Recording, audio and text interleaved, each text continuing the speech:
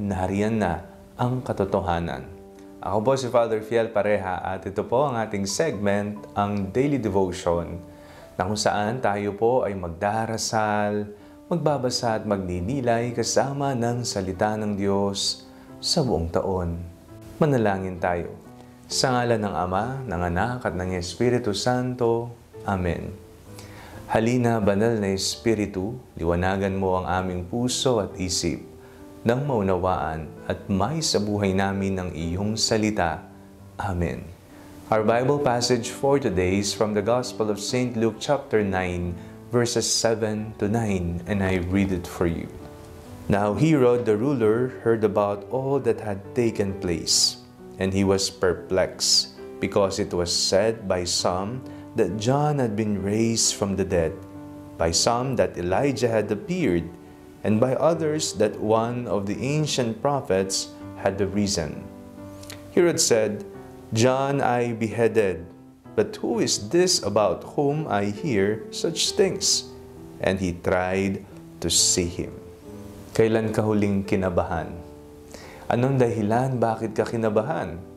Saan nagmumula ang kaba na iyong nararamdaman? Kapag po tayo'y takot, kinakabahan tayo. Kapag po tayo hindi nakahanda sa pagsusulit man yan, kapag tayo tinawag ang atensyon, kinakabahan po tayo at nabibigla.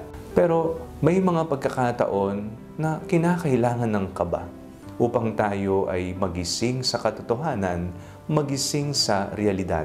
Sa ating pong binasang Ebanghelyo, napakinggan po natin kung paanong kinabahan si Herodes, sapagkat may narinig siyang isang tao na magaling mangaral, isang tao na sinasabing sugo ng Diyos. Ang iba ay nagsasabing si Juan Bautista.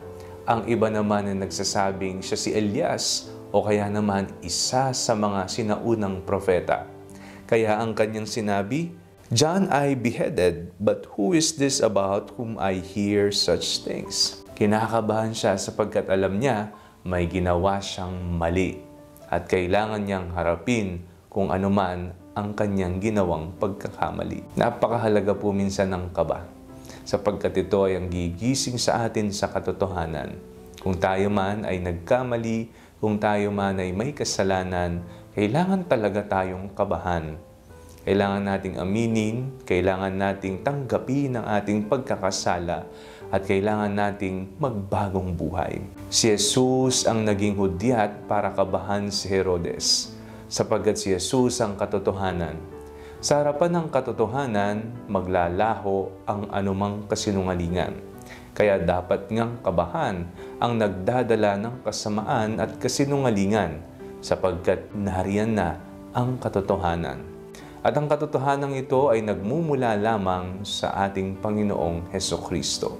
Sa susunod na ikaw ay kakabahan, i-check mo muna saan ba nagmumula ang kabang ito. Mag-alay ng panalangin, manalig sa Diyos, at kung ikaw ay nagkamali, aminin, patawarin ang sarili, magpatawad sa kapwa, at humingi ng kapatawaran. Manalangin tayo. Panginoong Hesukristo, patawad po sa mga panahon na kami po ay nagkakamali at nagkakasala.